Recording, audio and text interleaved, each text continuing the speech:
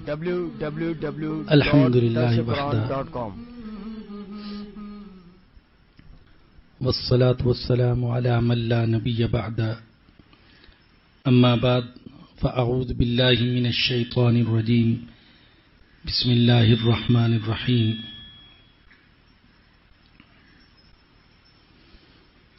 يا أيها الذين آمنوا آمنوا بالله ورسوله. وقال تعالى: يا أيها الذين آمنوا إن تتقوا الله يجعل لكم فرقانا ويكفر عنكم سيئاتكم. وقال تعالى: يا أيها الذين آمنوا توبوا إلى الله توبة نصوحا. صدق اللہ العظیم.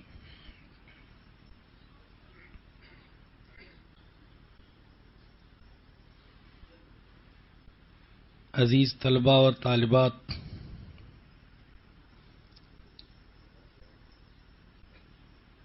اور قابل احترام بزرگوں اور دوستوں،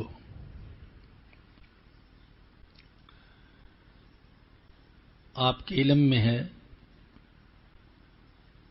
کہ آج کے اس ماہانہ درس کا موضوع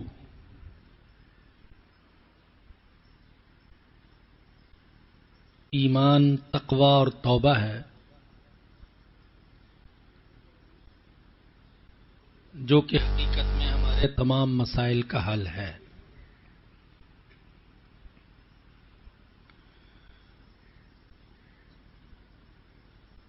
آپ حضرات ان تینوں اصطلاحات کے بارے میں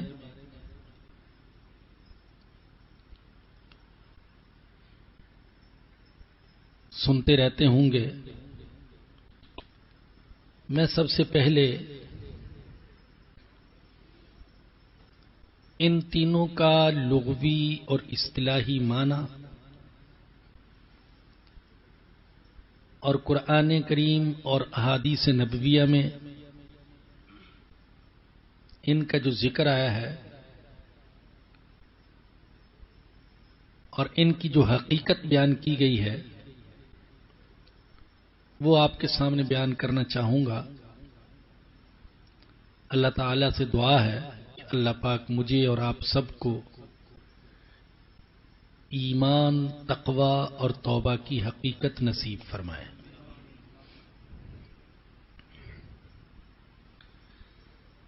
ایمان کا مادہ الف میم نون، یہ تین حروف یہ ایمان کا مادہ ہے جن سے ایمان کا لفظ نکلا ہے. اور یہ دو معنی پر دلالت کرتا ہے.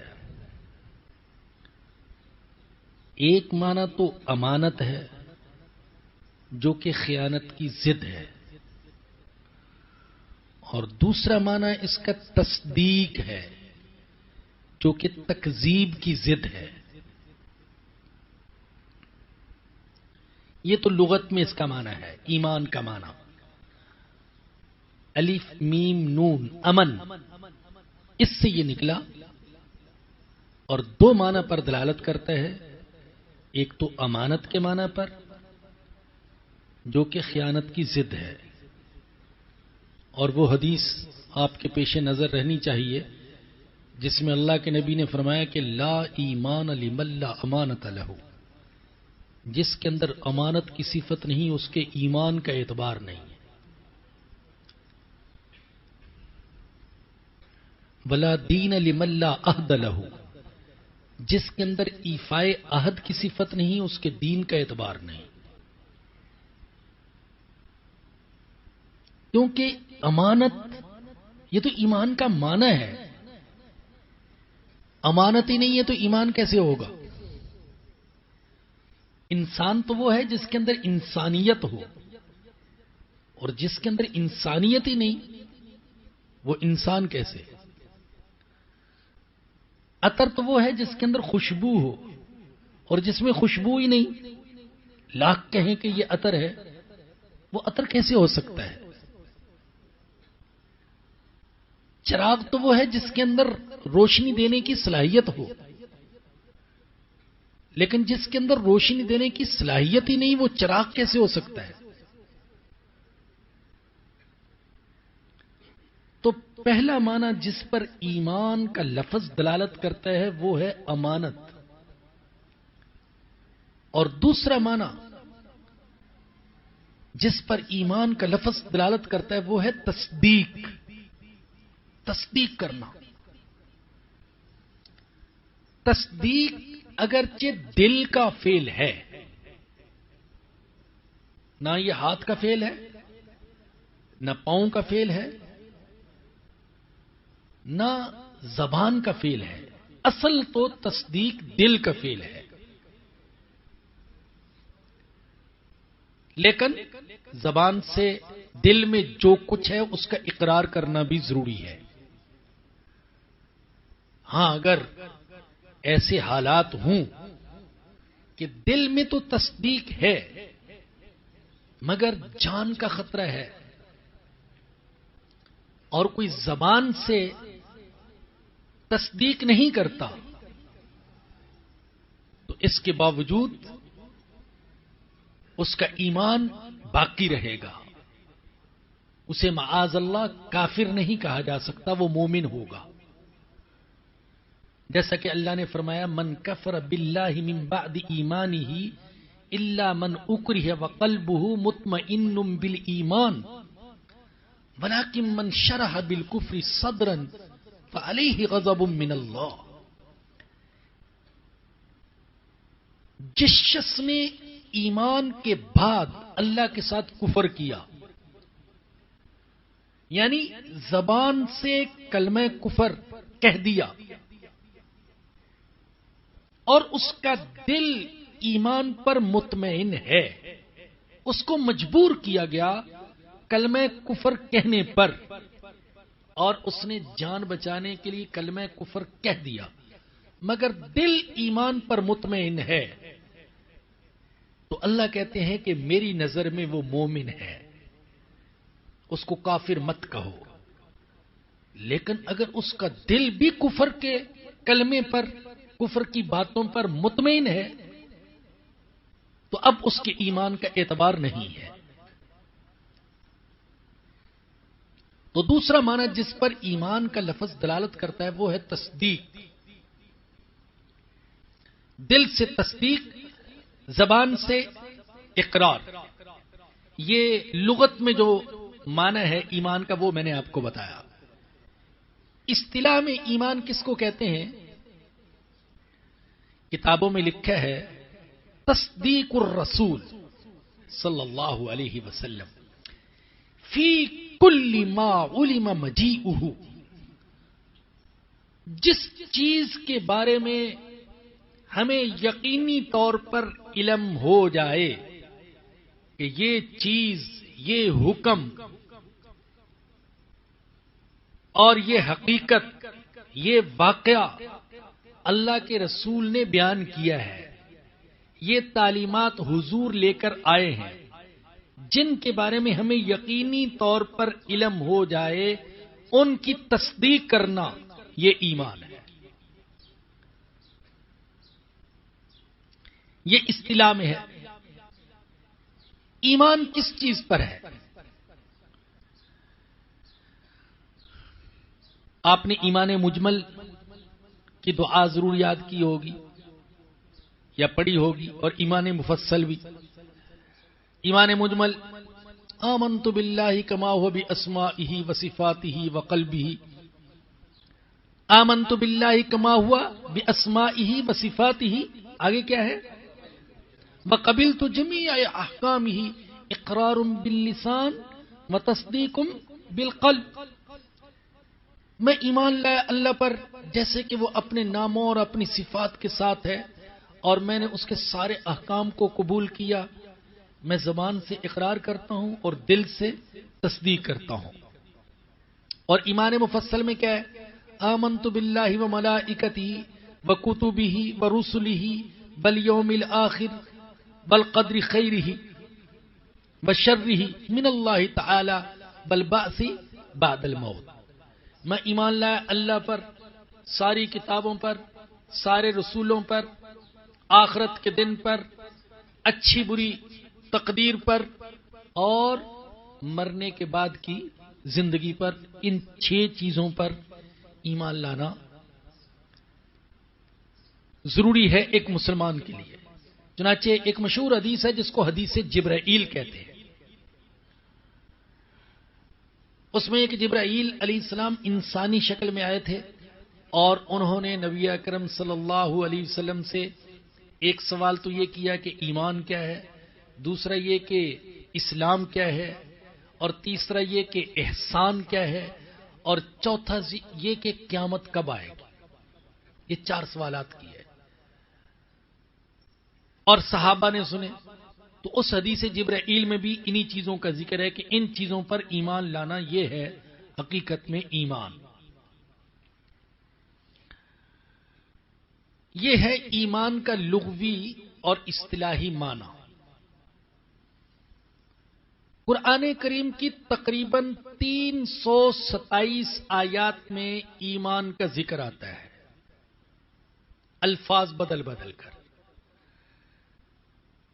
کہیں آمینو، کہیں آمنو، کہیں یؤمنون، کہیں تؤمنون، کہیں مؤمنین، کہیں مؤمنون.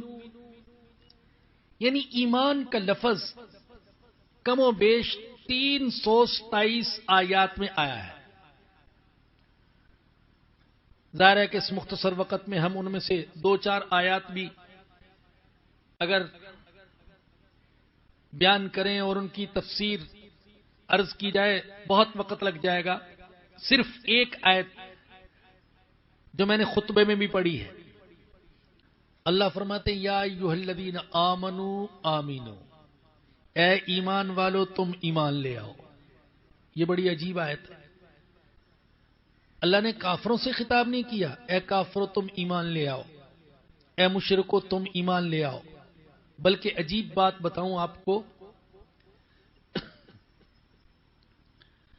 کہ پورے قرآن کریم میں 2 آیات کے علاوہ اللہ نے کہیں بھی کافروں اور مشرکوں سے خطاب کیا ہی نہیں ہے. وہ آیات جن میں خاص طور پر یا ایھا الذین آمنو کہا، وہ آیات تو تقریباً کتنی ہیں کسی کو معلوم ہے؟ 78-79 کے قریب آیات ہیں، اور مستقل ایک کتاب بھی ملتی ہے، عربی میں لکھی گئی، اردو میں بھی ترجمہ ہو چکا، جس میں ان ساری آیات کو جمع کیا گیا جن میں اللہ نے یا ایھا الذین آمنو کہہ کر خطاب کیا ہے.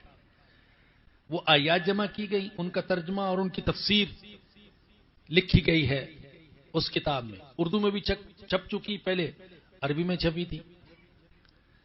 لیکن اللہ نے کافروں کو کہیں بھی خطاب نہیں کیا، گویا کہ کافروں کو قابل خطاب سمجھا ہی نہیں گیا. میں نے کہا 2 آیتیں ایسی ہیں جن میں اللہ نے کافروں کو خطاب کیا. کوئی بتا سکتا ہے؟ کوئی حافظ، کوئی قاری صاحب بیٹھے ہوئے؟ وہ 2 آیات کون سی ہیں جن میں اللہ نے کافروں سے خطاب کیا ہے؟ ایک سورہ تغابن کی آیت ہے یا ایھا الذین کفروا لا تعتذروا اليوم، اور دوسری تو سب کو معلوم ہونی چاہیے، سورہ کافرون قل یا ایھا الکافرون. لیکن سورہ تغابن والی جو آیت ہے یا ایھا الذین کفروا لا تعتذروا اليوم، یہ خطاب قیامت کے دن ہوگا. اللہ نے ذکر تو آج کیا لیکن آج خطاب نہیں کیا. اللہ کہتے ہیں قیامت کے دن میں کہوں گا اے کافرو آج معذرت نہ کرو، تمہاری معذرت قبول نہیں کی جائے گی.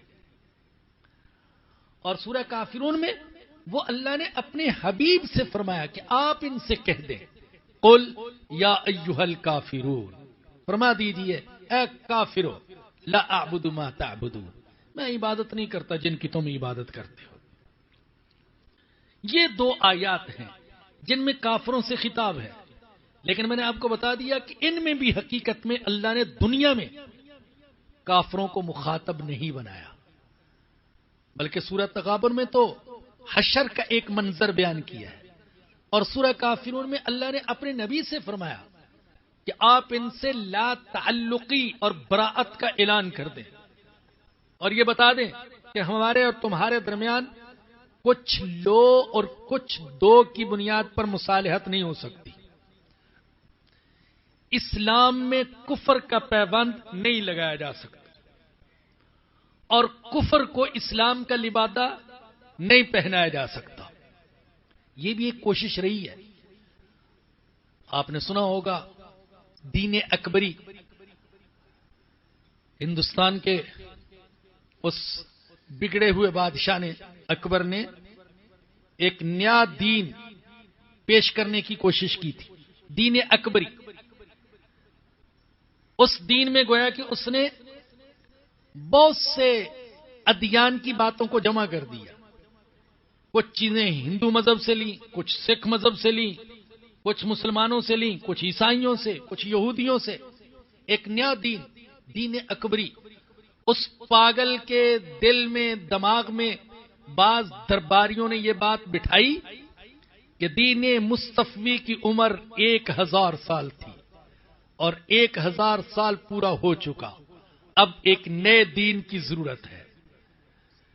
چنانچہ اس نے ایک نیا دین پیش کیا، عجیب و غریب دین تھا، جس میں سورج کی بھی پوجا ہوتی تھی، گنگا جمنا کی بھی پوجا ہوتی تھی، اسلامی نام رکھنے پر پابندی تھی، گائے بکری کے ذبیحے پر پابندی تھی، اور السلام علیکم کہنے پر پابندی تھی۔ عجیب سا اس نے دین ایجاد کیا، لیکن اللہ نے ایک اپنے بندے کو کھڑا کر دیا، ایک فقیر کو کھڑا کر دیا، ایک بوریا نشین کو کھڑا کر دیا، جن کو نام دیا گیا مجدد الف ثانی کا، رحمت اللہ علیہ۔ آپ سمجھیں کہ الف ثانی کا مجدد ان کو کیوں کہا جاتا ہے؟ کیونکہ درباریوں نے ذہن میں بات یہ بٹھائی تھی اکبر کے کہ اب تک جو وقت گزرا وہ ہے الف اول، پہلا 1000 سال، تو پہلے 1000 سال کے لیے محمد کا دین تھا صلی اللہ علیہ وسلم، اب وہ دین کامیاب نہیں ہو سکتا، اب دوسرے 1000 سال کے لیے ایک نئے دین کی ضرورت ہے۔ لیکن اللہ نے جو اپنی شریعت کا نگہبان کھڑا کیا تو اسے لقب دیا گیا مجدد الف ثانی کا۔ جس نے کلمہ حق بلند کیا، گوالیار میں قید ہوئے، لیکن ڈٹ گئے اس بات پر کہ محمد مصطفیٰ صلی اللہ علیہ وسلم کا دین 1000 سال کے لیے نہیں تھا، بلکہ آپ کا دین سارے زمانوں کے لیے، سارے جہانوں کے لیے، سارے مکانوں کے لیے ہے، اور سارے انسانوں کے لیے ہے۔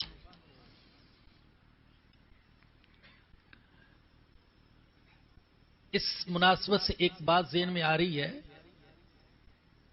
ایک نیا دین ایجاد کرنے کے حوالے سے۔ بنگلہ دیش کا ایک ادیب اور شاعر گزرا ہے، صحیح تلفظ تو آپ اس کا جانتے ہوں گے، ٹیگور ہے نام ہے اس کا، ٹیگور ہی ہے، ٹیگور۔ تو میں نے کہا ایسا نہ ہو کہ ٹیگور ہو اور میں ٹیگور کہہ دوں۔ سید سلیمان ندوی رحمت اللہ علیہ فرماتے ہیں کہ بحری جہاز میں ایک دفعہ اس سے میری ملاقات ہوئی، اس نے بھی ایک نیا دین ایجاد کیا تھا۔ اس نے کہا کہ میں نے ایسا ایک دین تیار کیا ہے جس میں ہر مذہب کی اچھی باتوں کو شامل کر لیا ہے اور کمزور باتوں کو نظر انداز کر دیا ہے۔ یہ ٹیگور نے کہا۔ تو سید سلیمان ندوی رحمت اللہ علیہ فرماتے ہیں، خطبات مدراس میں انہوں نے یہ واقعہ بیان کیا ہے کہ میں نے اس سے کہا کہ جب ہر مذہب کی آپ نے کمزور باتوں کو نکال دیا اور اچھی اچھی باتوں کو جمع کر دیا، تو پھر ہونا تو یہ چاہیے تھا کہ یہ دین بہت جلد قبولیت حاصل کرتا اور لوگوں کا اس کی طرف بہت رجوع ہوتا، لیکن کوئی جانتا ہی نہیں۔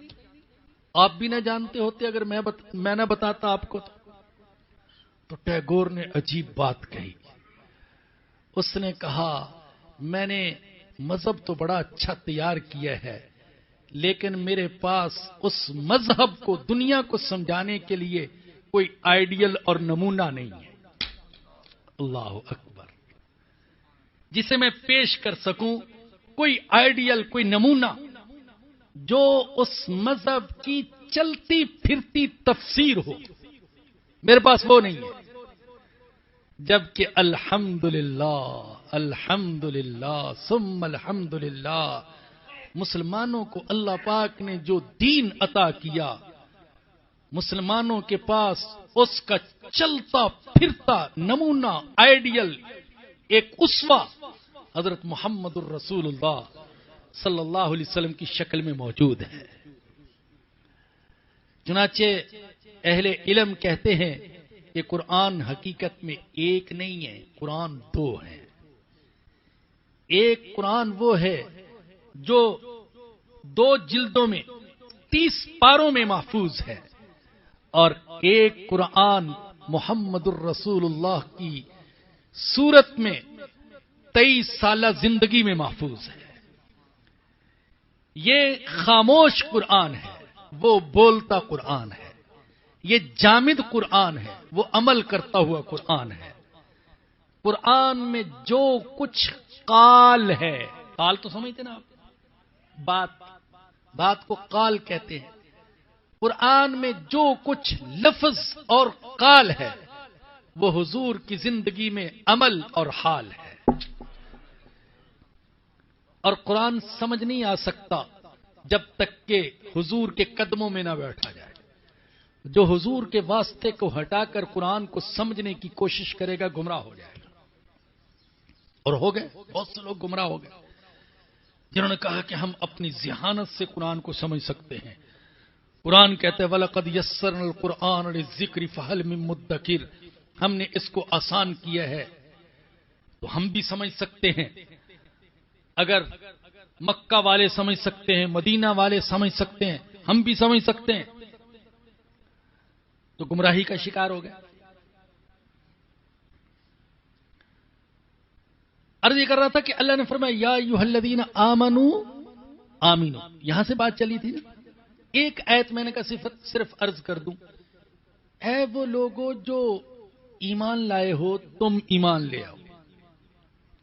اللہ مجھے کہہ رہا ہے، مجھے، تم ایمان لے آؤ۔ اللہ آپ کو کہہ رہا ہے تم ایمان لے آؤ۔ تم کہتے ہو میں ایمان والا ہوں، اللہ کہتے ہیں ایمان لے آؤ۔ یہ ہم سے خطاب ہے۔ ہائے، جیسے حضرت فضیل بن عیاض رحم اللہ کا مشہور واقعہ آپ نے سنا ہوگا کہ جب ان کے کانوں میں یہ آیت کریمہ پڑی، ڈاکو تھے، چور تھے، مگر یہ آیت کریمہ پڑی الم یأن للذین آمنوا ان تخشع قلوبهم لذکر اللہ، کیا ابھی وقت نہیں آیا کہ ایمان والوں کے دل اللہ کے ذکر کے سامنے جھک جائے؟ تو حضرت فضیل نے یوں سمجھا کہ میرا اللہ مجھے کہہ رہا ہے، اے فضیل کیا وقت نہیں آیا کہ تم اللہ کے ذکر کے سامنے جھک جاؤ؟ تو فوراً پکار اٹھے، اے اللہ وہ وقت آ گیا، میں نے اپنے آپ کو تیرے سامنے جھکا دیا۔ تو کیا میں اور آپ نہیں یہ جان سکتے کہ اللہ مجھے کہہ رہا ہے یا ایھا الذین آمنوا آمنوا، اے وہ لوگوں جو ایمان لائے ہو تم ایمان لے آؤ۔ کیسے؟ تم ایمان لائے ہو ظاہر سے، اب ایمان لے آؤ باطن سے۔ تم ایمان لائے ہو قول سے، اب ایمان لے آؤ عمل سے۔ باتوں سے تو سارے اپنے آپ کو کہتے ہیں مومن، ہر ایک کہتے ہیں مومن، حتیٰ کہ جو اللہ کے ماں سوا کے سامنے سر جھکاتا ہے کہ اس سے بڑا شرک کوئی نہیں، وہ بھی کہتا ہے میں مومن ہوں۔ جو قبروں پر سجدہ کرتا ہے وہ بھی کہتا ہے میں مومن ہوں۔ درختوں کے سامنے سجدہ کرتا ہے وہ بھی کہتا ہے میں مومن ہوں۔ بلکہ میں نے تو ایک مشہور فنکار کے بارے میں پڑھا، اب ذہن میں نام اس کا نہیں آ رہا، وہ تو باقاعدہ بت کی بھی پرستش کرتا تھا. کہتا سب چلتا ہے، یہ بھی ایک مذہب ہے. میں اللہ کے سامنے سجدہ بھی کرتا ہوں، مندر میں جا کر بت کے سامنے بھی جھکتا ہوں. وہ بھی کہتا ہے میں مومن، وہ بھی کہتا ہے میں مومن ہوں. جو حضور کی سنتوں کا مذاق اڑاتا ہے، حضور کی زندگی کا مذاق اڑاتا ہے، قرآن کے احکام کا مذاق اڑاتا ہے، وہ بھی کہتا ہے میں مومن ہوں. اور اللہ کیا کہہ رہے ہیں؟ یا ایھا الذین آمنو آمنو، اے وہ لوگوں جو ایمان لائے ہو تم ایمان لے آؤ. ایک آیت کریمہ قابل غور ہے شرک کے حوالے سے بھی. اللہ نے فرمایا کہ وما یؤمن اکثرهم باللہ الا وهم مشرکون. انسانوں کی اکثریت کا حال یہ ہے کہ یہ ایمان بھی رکھتے ہیں، شرک بھی کرتے ہیں. یہ اللہ کہہ رہے ہیں وما یؤمن اکثرهم باللہ الا وهم مشرکون. انسانوں کی اکثریت اس طرح ایمان لاتی ہے کہ ایمان کے ساتھ ساتھ شرک بھی کرتی ہے.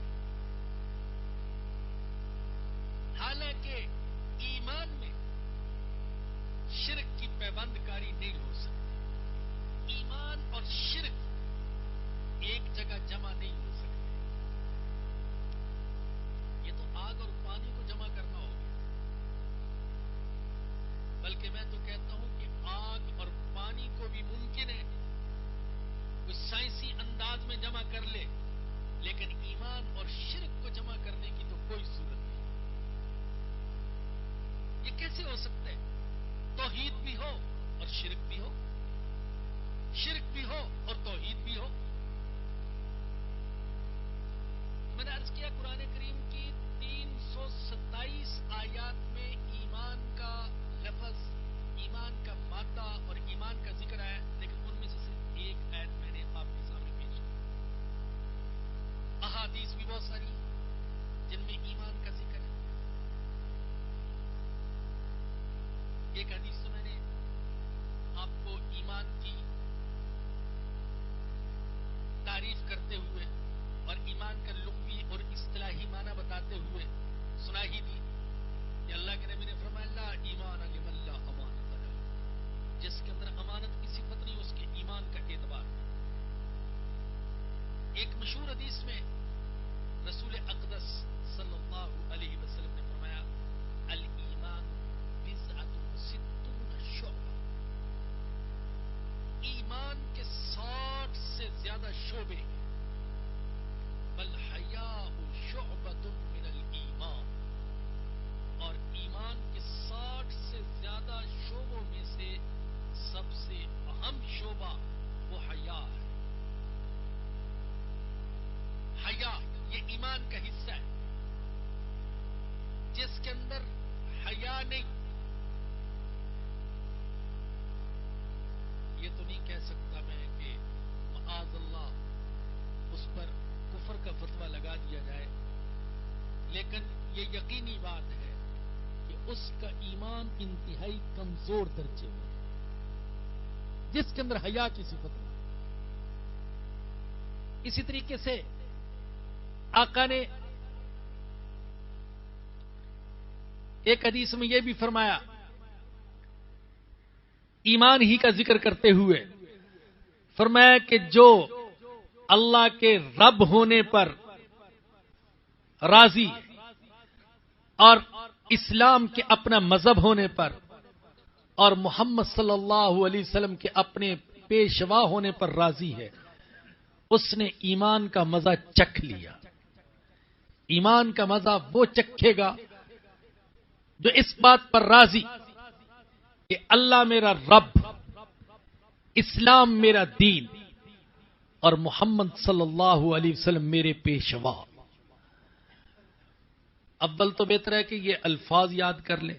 الفاظ یاد نہ ہوں تو ان کے معنی تو کبھی کبھی دل کی گہرائی سے اللہ کے سامنے کہہ دیا کریں رضیت باللہ ربا وبالاسلام دینا وبمحمد نبیا، میں اس بات پر راضی ہوں کہ اللہ میرا رب ہے، اسلام میرا دین ہے، اور محمد صلی اللہ علیہ وسلم میرے نبی ہیں۔ بہت سی احادیث ہیں، میں اختصار کے ساتھ عرض کر رہا ہوں۔ تقدیر پر راضی رہنا یہ بھی ایمان ہے۔ میں اللہ کی تقدیر پر راضی ہوں، جو اللہ نے میرے مقدر میں لکھ دیا۔ تفصیل کا موقع نہیں ہے۔ تقدیر پر راضی ہونے کا مطلب ہاتھ پاؤں توڑنا نہیں ہے۔ تقدیر پر راضی ہونے کا مطلب رہبانیت نہیں ہے۔ تقدیر پر راضی ہونے کا مطلب ترک اسباب نہیں ہے، کیونکہ اگر بیماری تقدیر میں ہے تو علاج بھی تقدیر میں ہے، بے روزگاری تقدیر میں ہے تو بے روزگاری کا علاج بھی تقدیر میں ہے۔ تو تقدیر پر راضی رہنا یہ بھی ایمان، اچھے اخلاق یہ بھی ایمان، سچائی یہ بھی ایمان۔ ایک حدیث میں آقا نے فرمایا کہ مومن بخیل ہو سکتا ہے، بزدل ہو سکتا ہے، دوسرے کسی گناہ کا بھی ارتکاب کر سکتا ہے، لیکن مومن جھوٹا نہیں ہو سکتا۔ وہ حدیث تو آپ نے سنی ہوگی جس میں اللہ کے نبی نے جھوٹ بولنے کو منافق کی علامت قرار دیا ہے۔ اللہ کے لیے محبت کرنا، اللہ کے لیے بغض رکھنا یہ بھی ایمان، امانت ادا کرنا یہ بھی ایمان، ایفاء عہد یہ بھی ایمان، اور بہت سے اعمال کے بارے میں آقا نے بتا دیا کہ وہ ایمان میں خرابی ڈالنے والے ہیں۔ غصہ یہ ایمان میں خرابی ڈالنے والا عمل ہے۔ ظالم کی مدد، خیانت، وعدہ خلافی، چوری، چکاری، زنا، بدکاری، بدنظری یہ سب ایمان میں خرابی ڈالنے والے اعمال ہیں۔ یہ تو ایمان ہو گیا۔ میں دوسرے لفظ کی طرف آتا ہوں، دوسرے عنوان کی طرف، دوسری اصطلاح کی طرف، وہ ہے تقوی۔ تقوی کا مادہ کیا ہے؟ باؤ قاف یا، یہ تقوی کا مادہ ہے۔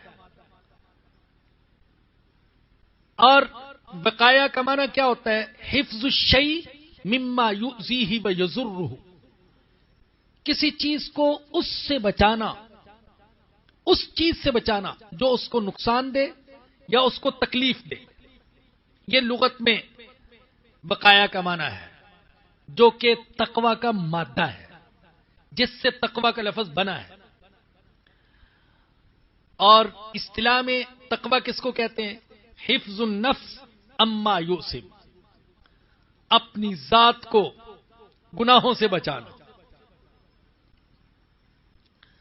اور تقوی کی حقیقت کو حاصل کرنے کے لیے ہر اس عمل کو چھوڑنا ضروری ہے جس سے اللہ نے منع کیا ہے، اور تقوی کا کمال حاصل کرنے کے لیے بعض مباح اور جائز چیزوں کو بھی چھوڑنے کی ضرورت پیش آتی ہے۔ اس لیے کہ ایک حدیث میں ہمارے آقا صلی اللہ علیہ وسلم نے فرمایا، الحلال بین والحرام بین وبینہما مشتبہات، حلال بھی واضح ہے، حرام بھی واضح ہے، اور ان دونوں کے درمیان، حلال اور حرام کے درمیان کچھ مشتبہ چیزیں ہیں جن کی وجہ سے انسان اشتباہ میں پڑ جاتا ہے۔ فرمایا کہ ان مشتبہ چیزوں کو بھی چھوڑ دو۔ یہ تقوی کا اصطلاحی معنی ہے۔ ایک حدیث میں آقا نے فرمایا کہ ایک صحابی نے کوئی بات پوچھی تو آقا نے فرمایا کہ گناہ وہ ہے جو تمہارے دل میں کھٹک پیدا کرے۔ یہ اشتباہ کی بات کر رہا ہوں، یہ مشتبہ چیز کو بھی چھوڑ دے، کیونکہ انسان کا حال یہ ہے کہ بعض اوقات جب ایمان کمزور ہو تو یہ حرام کو بھی کسی نہ کسی طریقے سے حلال بنا لیتا ہے۔ سب سے بڑا مفتی ہمارے سینے میں ہے۔ ہم مفتیوں سے فتوے پوچھتے ہیں اور پوچھنے چاہیے، لیکن سب سے بڑا مفتی تو یہ ہے جس کے دل میں ایمان ہوگا، جب اس کے سامنے حرام آئے گا، جب گناہ کا کوئی عمل آئے گا تو دل میں کھٹک پیدا ہوگی، یہی گناہ ہے، آقا نے فرمایا کہ اس سے بچ جاؤ۔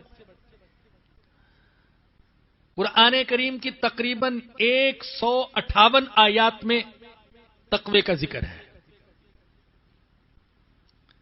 ایک آیت کریمہ وہ ہے جو میں نے خطبہ میں پڑھی،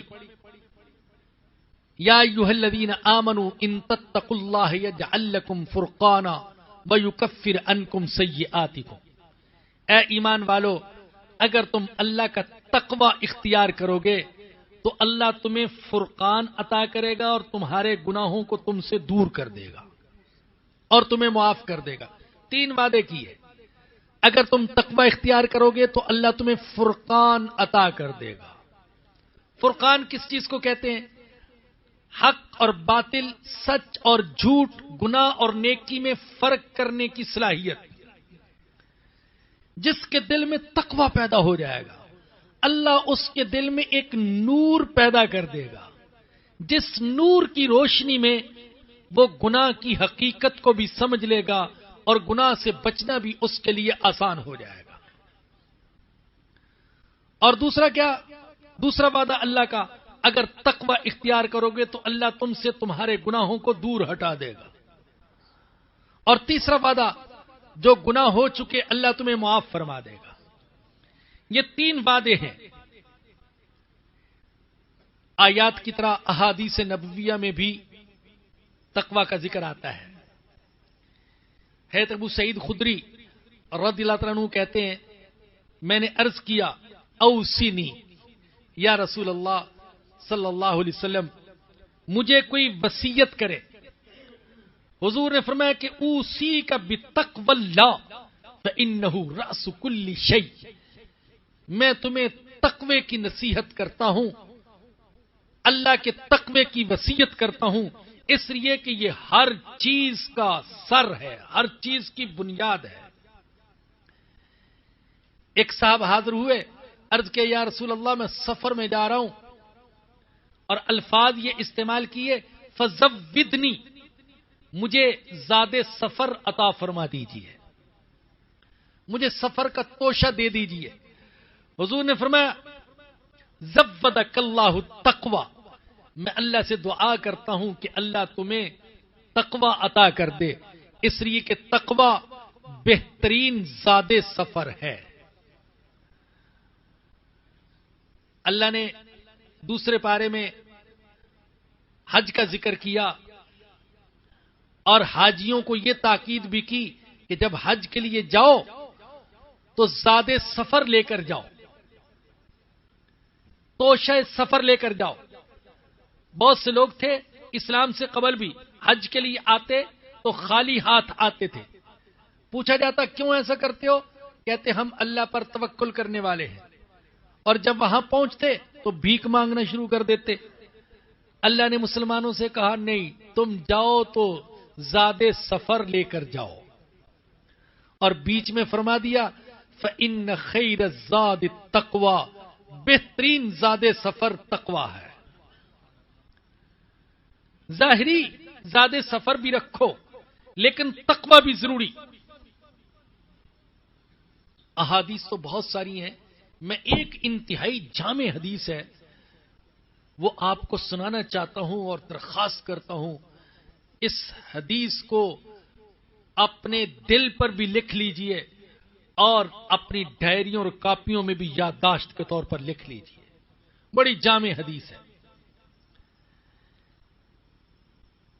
حضرت ابو ہریرہ رضی اللہ عنہ کہتے ہیں ایک دفعہ رسول اللہ صلی اللہ علیہ وسلم نے فرمایا کون ہے جو میری چند باتوں کو یاد رکھے گا اور ان پر عمل کرے گا یا دوسروں کو سکھائے گا تاکہ دوسرے عمل کر سکیں؟ حضرت ابو ہریرہ کہتے میں نے فوراً کہا یا رسول اللہ میں حاضر ہوں، میں عمل بھی کروں گا، دوسروں تک بھی پہنچاؤں گا۔ حضور نے میرا ہاتھ پکڑا، یہ سمجھانے کا ایک طریقہ تھا اور دل میں بات کی اہمیت پیدا کرنے کا ایک طریقہ۔ اور پھر حضور نے 5 باتیں ارشاد فرمائی۔ پہلی بات، اتق المحارم تکن اعبد الناس۔ اے ابو ہریرہ، اللہ نے جن کاموں کو حرام کیا ہے ان سے بچ جاؤ۔ یہ تقوی ہے، اتق المحارم۔ اللہ نے جن چیزوں کو حرام کیا ہے ان سے بچ جاؤ۔ اگر تم ان چیزوں سے بچ گئے تو تم انسانوں میں سے سب سے زیادہ عبادت کرنے والے شمار ہوگے۔ ہم عبادت کرنے والا کس کو کہتے ہیں؟ جو نفلی نماز بہت پڑھتا ہو، فرض بھی پڑھتا ہو، نفلی نمازیں بھی پڑھتا ہو، نفلی حج کرتا ہو، عمرے کرتا ہو، نفلی روزے رکھتا ہو، ہم اسے کہتے ہیں بہت عبادت کرنے والا۔ چنانچہ لوگ کہتے ہیں آپس میں بہت عبادت گزار ہے، تہجد بھی نہیں چھوڑتا، اشراق بھی نہیں، چاشت بھی نہیں، اوابین بھی نہیں، ساری نمازوں کا اہتمام کرتا ہے۔ اور حضور کیا فرما رہے؟ اللہ نے جن کاموں کو حرام کیا ہے ان کے بارے میں تقوی اختیار کرو، ان سے بچ جاؤ، تو اللہ کی نظر میں تم سب سے بڑے عبادت گزار شمار ہوگے۔ یہ بات سمجھنے کی ہے۔ میں اکثر کہتا رہتا ہوں، ہم میں سے جب کسی کو جوش آتا ہے میں نیک بن جاؤں، میں متقی بن جاؤں، میں صوفی بن جاؤں، میں اللہ والا بن جاؤں، تو وہ نفلی عبادت کا بہت اہتمام کرتا ہے۔ لیکن بعض نفلی عبادات کا اہتمام کرنے والوں کو میں نے دیکھا ہے گناہوں سے وہ بھی نہیں بچتے۔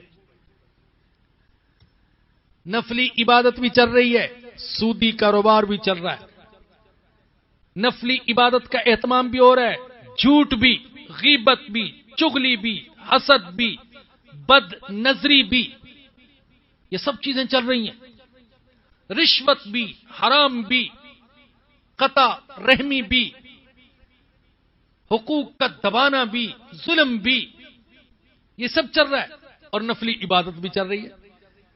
اور ہم کہتے ہیں بہت عبادت کرنے والا ہے، جبکہ آقا کیا فرما رہے ہیں؟ حرام سے بچو، حرام سے بچو تو تم سب سے بڑے عبادت گزار ہوگے۔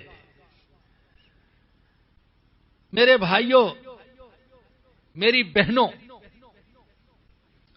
نفلی حج اور عمرے کرنا آسان ہے اور تہجد، اشراق جیسی نفلی نمازیں پڑھنا آسان ہے، گناہوں سے بچنا مشکل ہے، حرام سے بچنا مشکل ہے۔ پیٹ کی حرام سے حفاظت کرنا، نظر کی، زبان کی، کانوں کی، ہاتھوں کی حرام سے حفاظت کرنا، یہ ہے مشکل۔ اور اسی مشکل پر عمل کرنے والے کو حضور فرماتے ہیں وہ سب سے بڑا عبادت گزار ہے۔ پہلی نصیحت یہ فرمائی، اتق المحارم تکن اعبد الناس۔ حرام سے بچو، تم سب سے بڑے عبادت گزار بن جاؤ گے۔ وارض بما قسم اللہ لک تکن اغنی الناس۔ اللہ نے جو تمہاری قسمت اور مقدر میں رکھ دیا اس پر راضی ہو جاؤ، تم انسانوں میں سے سب سے بڑے غنی بن جاؤ گے۔ جو میرے اللہ نے مجھے دیا ہے میں اس پر راضی ہوں۔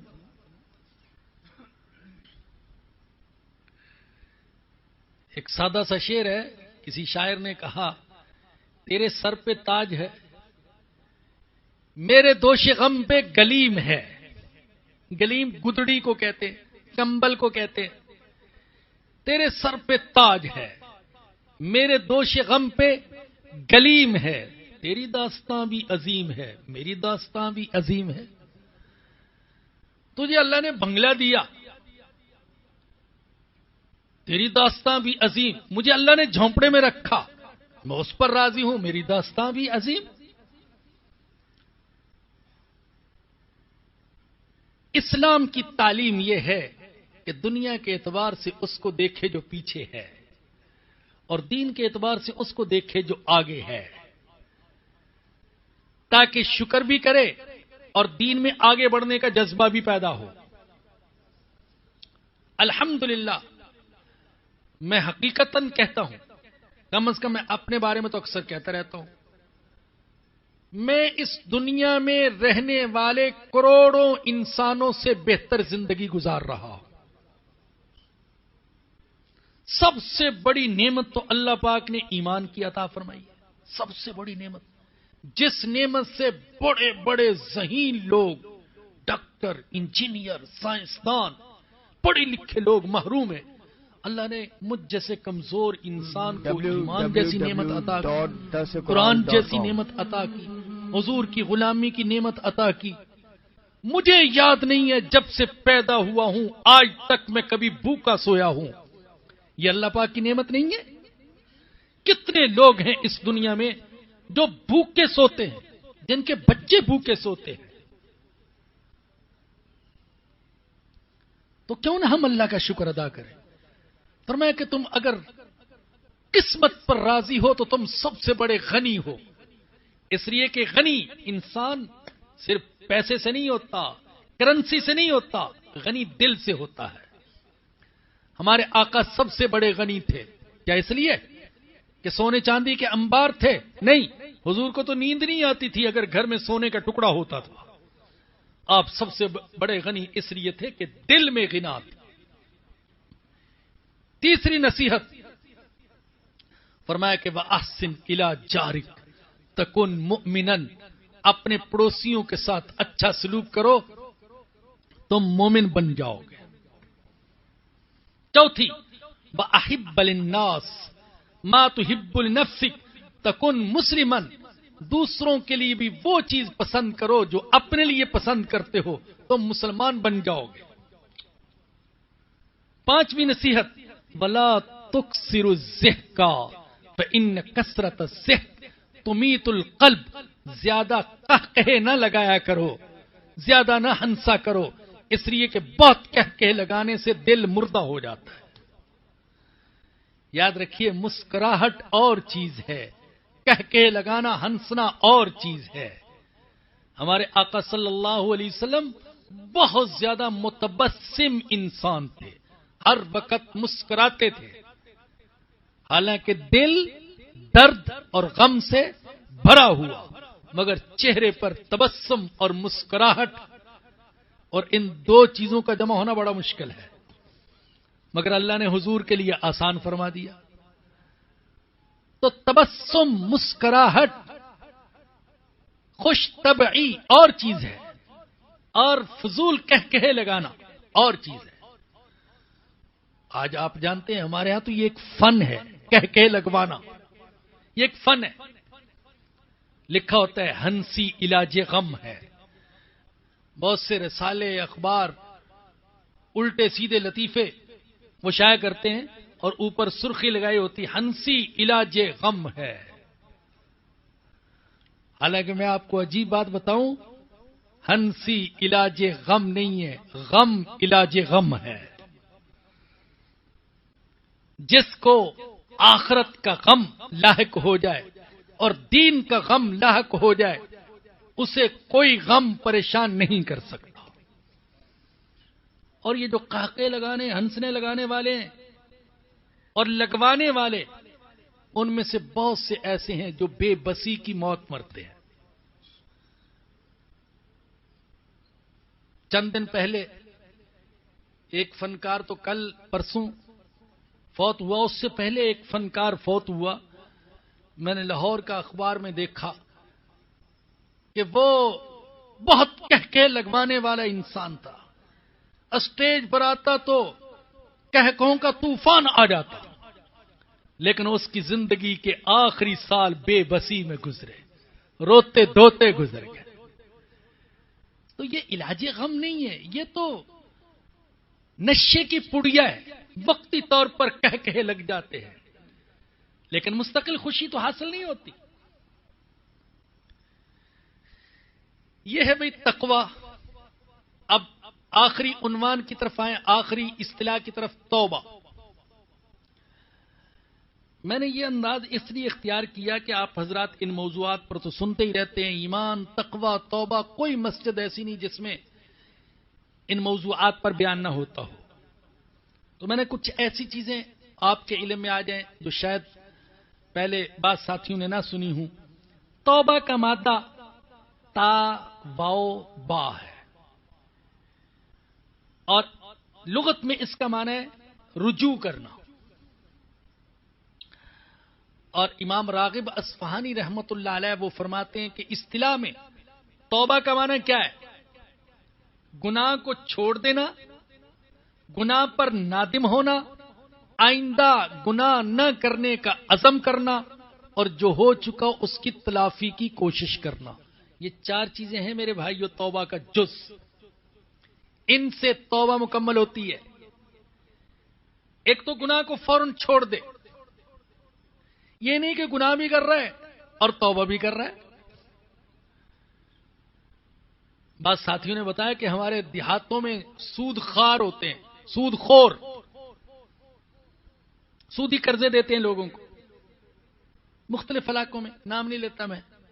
ان کے پاس کوئی مجبور پریشان حال شخص آئے، تسبیح ہاتھ میں ہوتی ہے حاجی صاحب کے کہ قرض درکار ہے، گھر میں میت پڑی ہے یا بیمار ہے، اس کو ہسپتال لے جانا ہے، کتنا قرض چاہیے؟ کہتا 5,000. کہتے 1 مہینے بعد دو گے تو 6,000 دینا ہوگا، 2 مہینے بعد دو گے تو 7,000 دینا ہوگا، اور 7 تسبیح پر استغفر اللہ استغفر اللہ استغفر اللہ استغفر. سودی لین دین کی بات بھی ہو رہی ہے اور 7 تسبیح بھی چل رہی ہے، استغفر اللہ استغفر اللہ استغفر اللہ. بدبخت کسی کی بہن اور بیٹی کو تاک بھی رہے، نظر نہیں جھکاتا، اور ساتھ استغفر اللہ استغفر اللہ استغفر اللہ. حالانکہ توبہ کا پہلا قدم اور پہلی شرط وہ گناہ سے رک جانا ہے. رک جا. جب رکا ہی نہیں تو توبہ کیا؟ لوگوں نے سن لیا کہ بھائی اللہ بڑا غفور رحیم ہے، 1000 بار بھی توبہ کرو تو توبہ قبول کرتا ہے، 1000 بار توبہ توڑو پھر بھی قبول کرتا ہے. اور اسی سے وہ کسی شاعر نے کہا توبہ میری جام شکن، جام میرا توبہ شکن. توبہ میری جام شکن اور جام میرا توبہ شکن، یہ ڈھیر ہے ٹوٹے ہوئے پیمانوں کا. توبہ کرتا ہے تو جام کو توڑ دیتا ہے، جام سامنے آتا ہے تو توبہ کو توڑ دیتا ہے، تو کہتا ہے ٹوٹے ہوئے پیمانوں کا ڈھیر لگ گیا ہے. یہ توبہ نہیں. اور یہ نہیں کہ صرف انسانوں کے سامنے توبہ، استغفر اللہ استغفر اللہ لا حول ولا قوت الا باللہ، انسانوں کے سامنے زبانی جمع خرچ، یہ نہیں، حقیقت میں توبہ. اس کے لیے بھی ایک شعر سن لیجئے. بہت مشکل ہے بادہ گلگوں سے بچنا خلوت میں، اور بہت آسان ہے یاروں میں معاذ اللہ کہنا. بادہ گلگوں شراب کو کہتے ہیں. ویسے بہت مشکل ہے بادہ گلگوں سے بچنا خلوت میں، تنہائی میں، اور بہت آسان ہے یاروں میں معاذ اللہ کہنا. لا حول ولا قوت الا باللہ کہنا انسانوں کے سامنے آسان، مگر خلوت اور تنہائی میں یوسف علیہ السلام کی طرح کہہ دینا معاذ اللہ انہ ربی. زلیخا کا حسن رانا دیکھنے کے باوجود اور گناہ کی دعوت کے باوجود کہہ دینا معاذ اللہ، اللہ کی پناہ، تیرے بت تنہائی میں نہیں دیکھ سکتے، میرا اللہ تنہائی میں بھی دیکھتا ہے، میں گناہ کے قریب نہیں جا سکتا. تو گناہ کی پہلی شرط، پہلا قدم وہ گناہ کو توبہ کی پہلی شرط اور پہلا قدم وہ گناہ کو چھوڑنا ہے.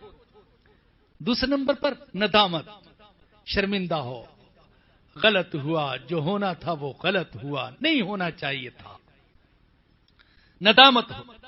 اور تیسرے آئندہ گناہ کے قریب نہ جانے کا عزم. اور چوتھے جو کچھ ہو چکا اس کی تلافی، تدارک. نمازیں چھوڑی تھیں قضا کرے، روزے چھوڑے تھے قضا کرے، آج تک زکات نہیں دی، زکات ادا کرے، حج فرض ہو چکا اب تک نہیں کیا، کرے، یا پھر حج بدل کروائے، بہنوں کی وراثت پر قبضہ کیا تھا آج واپس کرے، یہ تدارک کرے۔ اس کے لیے 100 دفعہ کی تسبیح نہیں، لاکھ دفعہ کی تسبیح بھی چلا لے اور تدارک نہ کرے تو توبہ قبول نہیں ہے۔ دوسرے کے حق پر قبضہ کیا ہوا ہے، دوسرے کے مکان پر قبضہ، پلاٹ پر قبضہ، پیسے پر قبضہ، قرض پر قبضہ، اور اب نیک بننے کا شوق ہوا اور جناب تسبیح لے کر بیٹھ گیا صبح سے رات تک، استغفر اللہ استغفر اللہ، آیت کریمہ کا ختم کر رہے ہیں، لا الہ الا انت سبحانک انی کنت من الظالمین، چلے پر چلا گیا، سروزے پر چلا گیا، اور عمرے کے لیے چلا گیا، حج کے لیے چلا گیا، جب تک دوسرے کا حق نہیں دے گا، تلافی نہیں کرے گا، 100 عمرے بھی کر لے تو بھی توبہ قبول نہیں ہے۔ حقیقت سمجھے توبہ کی حقیقت کیا ہے۔ اور یاد رکھیں ابن قیم رحمت اللہ علیہ فرماتے ہیں توبہ یہ دین اسلام کی حقیقت ہے، اور سارے کے سارا دین حقیقت میں توبہ میں داخل ہے۔ اور یہاں جو مدنی مسجد میں درس ہوتا رہا اس میں اکثر میں عرض کرتا تھا، میری نظر میں اعمال میں سے سب سے بڑا عمل وہ سچی توبہ ہے۔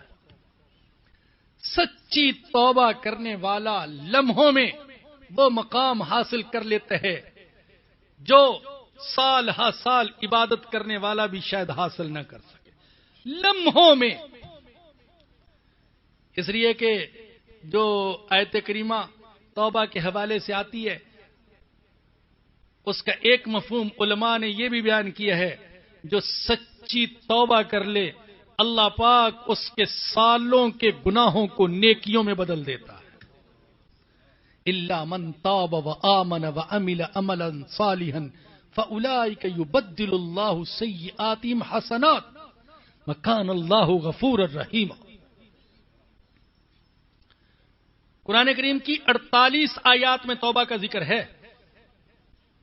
اور اگر معنی کے اعتبار سے دیکھا جائے تو پھر تو تعداد بہت زیادہ ہے، لیکن وہ آیات جن میں توبہ کا لفظ آیا ہے وہ 48 ہیں۔ توبہ کرنا انبیاء کا طریقہ ہے، انبیاء کا شیوا۔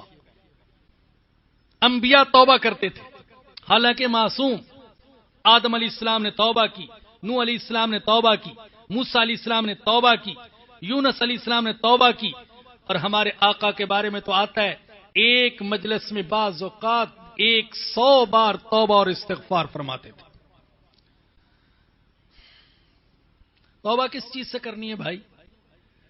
توبہ کفر سے، شرک سے، منافقت سے، زنا سے، شراب سے، حرام روزی سے، جھوٹ سے، خیانت سے، غیبت سے، رشوت سے، سود سے، قطع رحمی سے، فحاشی سے، بے پردگی سے، بے حیائی سے، ان ساری چیزوں سے توبہ ہے۔ یہ جو 3 اصطلاحات ہیں، اب آپ دیکھیے کہ اگر ایمان کی حقیقت نصیب ہو جائے تو کون سا مسئلہ باقی رہے گا؟ تقوی کی حقیقت نصیب ہو جائے یا کوئی سچی توبہ کر لے تو کون سا مسئلہ باقی رہے گا؟ لیکن مسائل 2 قسم کے ہیں، ایک ہے انفرادی اور ایک ہے اجتماعی مسائل۔ انفرادی مسائل کے لیے انفرادی توبہ کافی ہے، لیکن اجتماعی مسائل کے حل کے لیے اجتماعی توبہ ضروری ہے۔ پاکستان پر اگر مجموعی طور پر پاکستانیوں کی بے راہ روی اور مختلف جرائم کی وجہ سے اللہ کا غضب نازل ہو رہا ہے تو یہ نہیں ٹل سکتا جب تک کہ ہم اجتماعی طور پر توبہ نہ کریں۔ امت مسلمہ اگر ذلت کا شکار ہے تو صرف میرے توبہ کرنے سے، آپ کے توبہ کرنے سے پوری امت کی ذلت عزت میں نہیں بدل سکتی جب تک کہ پوری امت وہ توبہ نہ کرے۔ اجتماعی مسائل کے حل کے لیے اجتماعی ایمان ضروری ہے، اجتماعی توبہ ضروری ہے، اور انفرادی کے لیے انفرادی توبہ۔ یاد رکھیے جب ہم پر کوئی مصیبت اور پریشانی آئے، کوئی بیماری آئے، کوئی حادثہ آئے، سب سے پہلے توبہ کرنی چاہیے. سب سے پہلا کام جو کرنے کا ہے وہ توبہ. اللہ مجھ سے کوئی گناہ ہو گیا ہوگا، اس لیے کہ اللہ کہتے ہیں تم پر جو بھی مصیبت آتی ہے تمہاری اپنی کرتوتوں کی وجہ سے آتی ہے، لہذا فوری طور پر توبہ کرے، اللہ معاف فرما دے، مجھ سے غلطی ہو گئی، محاسبہ کرے کیا ہوا. ایک بزرگ فرماتے ہیں جب میں اپنے گھوڑے کو سرکشی کرتے ہوئے دیکھتا ہوں تو میرا دل گواہی دیتا ہے کہ آج مجھ سے اللہ کے سامنے سرکشی ہو گئی ہوگی، جو گھوڑا مجھ سے سرکش ہو گیا. اس میں بھی اثر دیکھتا ہوں، اللہ کی نافرمانی کی جاتی ہے، اولاد نافرمان ہو جاتی ہے، اور مصیبتیں اور پریشانیاں آنے لگتی ہیں، تو پہلے مرحلے پر توبہ کرے. بلکہ بہت سے مسائل ان کا حل یہ ہے کہ سچے دل سے توبہ کی جائے. ایک بات آخر میں عرض کرنا چاہوں گا، یہ بڑی قابل غور بات ہے اور اس کی وجہ سے بڑے مسائل جنم لے رہے ہیں. وہ یہ کہ ہم میں سے جس کسی کے دل میں نیک بننے کا خیال پیدا ہوتا ہے، میں تقوی اختیار کر لوں، تقوی والی زندگی گزاروں، اپنے گناہوں سے توبہ کر کے ایک نئے دور کا آغاز کروں، پھر وہ اگر کسی ایک مذہبی جماعت سے منسلک ہو جاتا ہے یا کسی ایک خانقاہ سے یا کسی ایک شخصیت سے، تو بعض لوگ ایسے منسلک ہوتے ہیں کہ دوسروں کو نفرت کی نظر سے دیکھنے لگتے ہیں. ایک خانقاہ کے ساتھ اس کا تعلق ہو گیا، شیخ کے ساتھ تعلق ہو گیا، اور دوسرے شیخ کے مریدوں کو نفرت کی نظر سے دیکھ رہا ہے. ارے اللہ کے بندے، تمہارے دل میں تو وسعت پیدا ہونی چاہیے. وہ بھی دین پر چل رہا ہے، میں بھی دین پر چل رہا ہوں. بعض اوقات ایک جہاد میں لگا ہوا ہے، تبلیغ والوں سے نفرت کر رہا ہے. تبلیغ میں لگا ہوا ہے، جہاد والوں سے نفرت کر رہا ہے. اس شیخ کے ساتھ تعلق ہے، اس شیخ سے نفرت کر رہا ہے. اللہ اکبر. کئی ایسے سادہ لوگ ہوتے، اب ہمارے جیسوں کو سمجھتے ہیں یہ کرتے ہی کیا ہے یہ کیا کرتے ہیں. یعنی میرے جیسے وہ علماء، میں تو ان کی جوتیوں میں بیٹھنے والا انسان، میرے جیسے علماء جو اپنی جان کو خطرے میں ڈال کر دین کی خدمت کر رہے ہیں، دین کی دعوت دے رہے ہیں، تو ایسے بھی ہوں گے جو کہیں گے یہ کرتے ہی کیا ہے، یہ تقریریں کرنا کوئی دین ہے، یہ درس دینا کوئی دین ہے. یعنی ان کو یہ دین ہی نظر نہیں آتا، یہ بھی کوئی دین کا کام ہے. حرف غلط کی طرح خط کھینچ دیتے ہیں ان کی زندگی بھر کی کوششوں پر. بڑے بڑے سادہ لوگ، سب ایسے نہیں ہوں گے، سب ایسے نہیں ہیں حقیقت، لیکن بعض ایسے ہیں کہتے ہیں ہاں مولانا شیخ پوری اچھا آدمی ہے، لیکن اتنی زندگی اس کی گزر گئی، آج تک اس نے ایک چلہ بھی نہیں لگایا. چلہ تو کیا 3 دن بھی نہیں لگایا اس نے. یعنی بس ویسے ہی اس نے زندگی ضائع کر دی بیچارے نے اپنی. تو اس طریقے سے دوسرے کی تحقیر کرنا، دوسرے کی کوششوں کی نفی کرنا، یہ غلط ہے. ہونا یہ چاہیے کہ دین کے جس شعبے سے کوئی لگا ہوا ہے وہ اس کی قدر کی جائے. جب دین والوں میں آپس میں نفرت پیدا ہوتی ہے تو جو بے دین ہیں وہ سب کو ہی حقارت کی نظر سے دیکھتے ہیں، حتیٰ کہ دین ہی کی عظمت ان کے دل سے نکل جاتی ہے.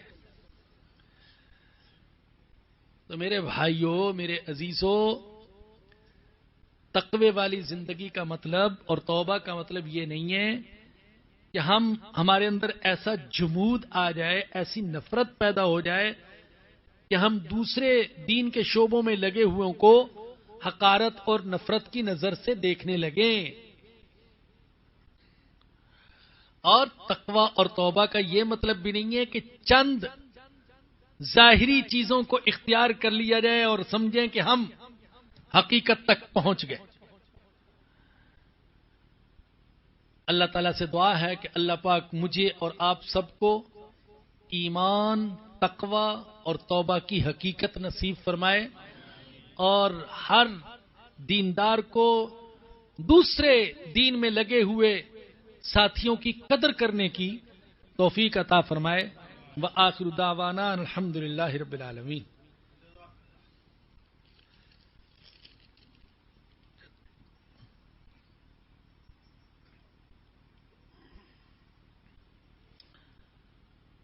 توبہ اور استغفار کیا دونوں الگ الگ چیزیں ہیں یا ایک؟ توبہ پہلا کرنا چاہیے، استغفار؟ مانوی اعتبار سے تو دونوں ایک ہی ہیں، لفظی اعتبار سے دونوں میں فرق ہے۔ تو توبہ کا معنی تو رجوع کرنا ہے، جیسے میں نے بتا دیا، اور استغفار کا معنی ہے مغفرت طلب کرنا۔ تو عام طور پر ہمارے روزمرہ میں جو استعمال ہوتا ہے، توبہ اور استغفار دونوں ایک ہی معنی میں استعمال ہوتے ہیں عام طور پر، لیکن بہرحال ان کے لغوی معنی کے اعتبار سے دونوں میں فرق ہے۔ توبہ رجوع کرنے کے معنی میں آتا ہے اور استغفار مغفرت طلب کرنے کے معنی میں آتا ہے۔ چنانچہ بعض اوقات استغفار جو کیا جاتا ہے یہ عبادت پر بھی کیا جاتا ہے۔ توبہ تو ہوتی نا گناہ سے، اور استغفار یہ عبادت پر بھی کیا جاتا ہے۔ نبی اکرم صلی اللہ علیہ وسلم نماز کے بعد استغفر اللہ استغفر اللہ استغفر اللہ 3 دفعہ پڑھا کرتے تھے۔ حالانکہ نماز تو عبادت ہے، کوئی گناہ تو نہیں ہے، لیکن اہل علم کہتے ہیں استغفر اللہ پڑھنے کا مطلب یہ تھا، اے اللہ معاف کر دینا، تیری عبادت کا حق ادا نہیں ہو سکا۔ اب اس پر بھی استغفار ہے۔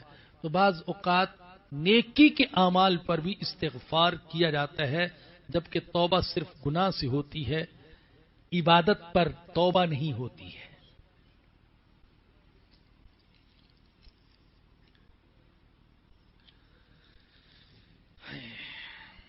ہمارے اس درس کے میزبان بھائی شفیق اجمل صاحب، ان کی خالہ کا انڈیا میں انتقال ہوا ہے، انہوں نے دعائے مغفرت کی درخواست کی ہے۔ الحمد للہ رب العالمین والصلاة والسلام على سید الانبیاء والمرسلین۔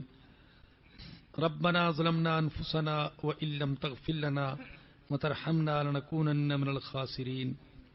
ربنا لا تزغ قلوبنا بعد اذ هديتنا وهب لنا من لدنك رحمة انك انت الوهاب۔ یا ارحم الراحمین، ہم سچے دل سے اپنے صغیرہ کبیرہ خفیہ اعلانیہ سارے گناہوں سے توبہ کرتے ہیں۔ اے اللہ ہمیں معاف فرما دے، اے اللہ ہماری توبہ قبول فرما لے۔ یا اللہ جو زندگی باقی ہے وہ تیرے حکموں کے مطابق اور تیرے سچے نبی کے سچے طریقوں کے مطابق گزارنے کی توفیق عطا فرما دے۔ اے اللہ پوری امت کو ایمان کی حقیقت عطا فرما، ایمان کی عظمت نصیب فرما، ایمان کی حلاوت نصیب فرما، ایمان پر زندہ رہنے کی توفیق عطا فرما، اور ایمان پر خاتمہ فرمانا، اور ہمیں تقوی اور توبہ کی بھی حقیقت عطا فرما۔ یا اللہ ان لوگوں، ان توبہ کرنے والوں میں سے بنا دے جو تیرے محبوب بن جاتے ہیں۔ یا اللہ ان توبہ کرنے والوں میں سے بنا دے جن کے گناہوں کو تو نیکیوں میں بدل دیتا ہے۔ اے اللہ ان توبہ کرنے والوں میں سے بنا دے جن پر تو دوزخ کی آگ حرام کر دیتا ہے۔ یا رب کرم فرما دے، رحم فرما دے، معاف فرما دے۔ ہمارے بھائی شفیق صاحب کی خالہ کا انتقال ہوا، اے اللہ ان کی مغفرت فرما، اور ہم میں سے جس کسی کے عزیز کا انتقال ہوا ہو یا عام مسلمانوں کا انتقال، یا اللہ سب کی مغفرت فرما، ہمارے بیماروں کو شفا عطا فرما۔ ربنا آتنا فی الدنیا حسنۃ وفی الآخرۃ حسنۃ وقنا عذاب النار۔ ربنا تقبل منا انک انت السمیع العلیم وتب علینا انک انت التواب الرحیم۔ صلی اللہ تعالی علی رسولہ وخیر خلقہ سیدنا ومولانا محمد وآلہ وصحبہ واہل بیتہ اجمعین، آمین برحمتک یا ارحم۔